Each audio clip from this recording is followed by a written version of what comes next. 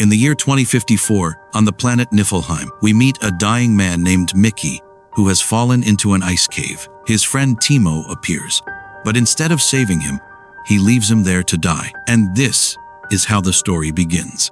Welcome to Random Recaps. In this video, I'm going to recap the movie. Mickey is a guy who enlisted on a spaceship leaving Earth to colonize the planet Niflheim, along with his friend Timo. Timo is the shuttle pilot, but Mickey is treated as a disposable subject used for lethal missions.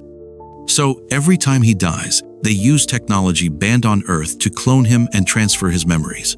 By the way, they store his memories in a brick. But why does Mickey let this happen? Well, he trusted Timo for a business deal that ultimately failed, and since they were in absolute financial ruin, they couldn't pay back the loan to the murderous loan shark they borrowed from. So the two decided to flee Earth to escape their debts, signing up for the spaceship as expendable because foolish Mickey didn't know what expendable meant. I should have read through it.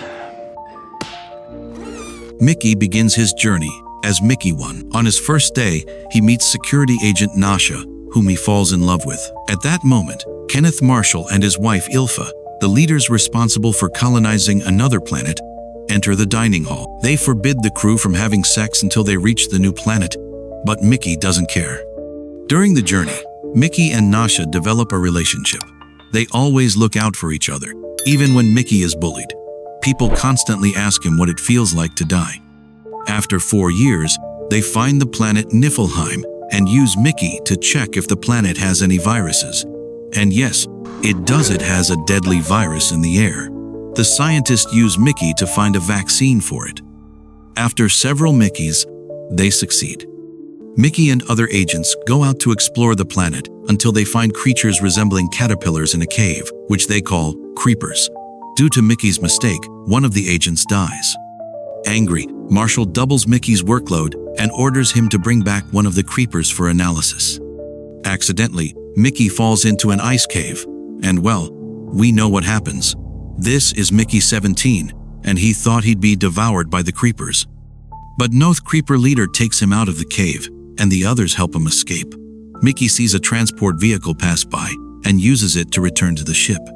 Back in his room, Mickey 17 realizes he's been cloned again and meets Mickey 18.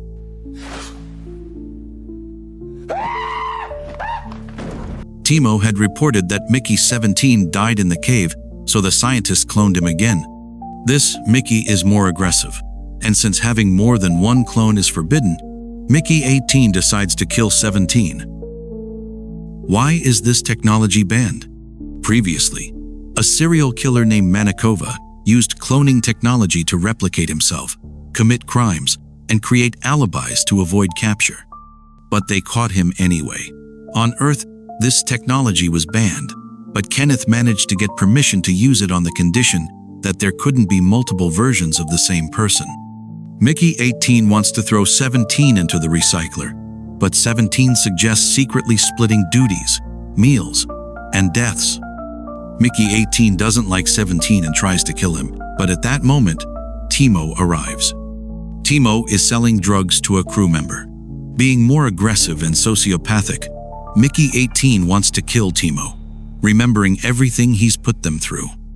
17 tries to stop him, but 18 doesn't care. He throws Timo into the recycler, and just as he's about to torture him, Nasha and another agent arrive, forcing Mickey 18 to pull him out. Mickey 17 hides and gets jealous, seeing 18 with Nasha.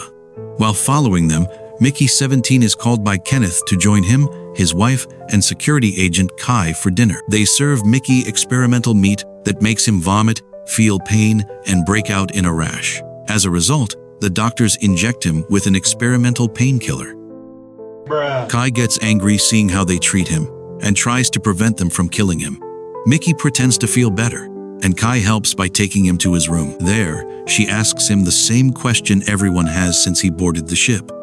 What's it like, dying? He tells her how horrible it is to die and the constant fear he has of it happening again and again. The two share a moment, and when Kai is about to kiss him, he pulls away and goes to find Nasha to tell her there are two Mickeys, but 18 already told her. Plus, he finds both Nasha and 18 high on drugs.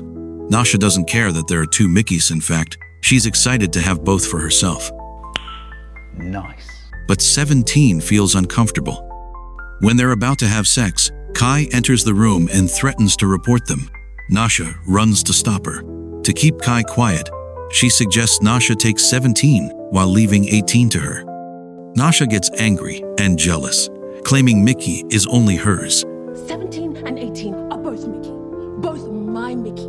Meanwhile, 18 gets mad at 17 when he tells him what Marshall made him eat. Furious, the 18th of December ides to go kill Marshall.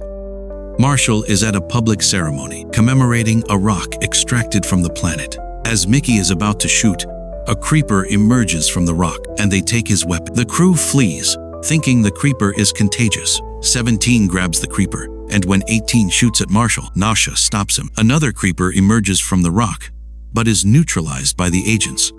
Realizing there's more than one Mickey, Marshall arrests them, along with Nasha. The creeper emits a sound that its leader hears, prompting her to come help. In the cell, Nasha realizes the creepers aren't hostile when 17 tells her they saved him. Timo arrives to tell Mickey that the loan shark found them and will send someone to kill them, though he'll let Timo live if he records a video killing Mickey. As he's about to do it, 18 convinces Timo to kill him instead and asks for some of the drugs he sells. When the guard is about to hand them over, 18 knocks him out. Nasha takes advantage, grabs the keys, and escapes the cell to kill Timo. But at that moment, agents arrive to stop her. Mickey remembers that Nasha has always been there for him and how much she means to him.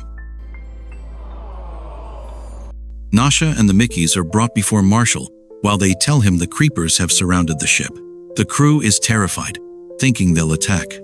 Because of this, Marshall and his wife want to get rid of them. Marshall marks 18 to differentiate them and erases their memories. Nasha tries to defend them, but Marshall won't listen. She tries to explain to Marshall that the creepers aren't hostile and even saved 17, but he just laughs. Of course they didn't eat you. You're crap poo. Hey man, that's not cool. Nasha snaps at him, telling him the truth to his face. Furious, he forces Nasha to save a creeper with her mouth to shut her up.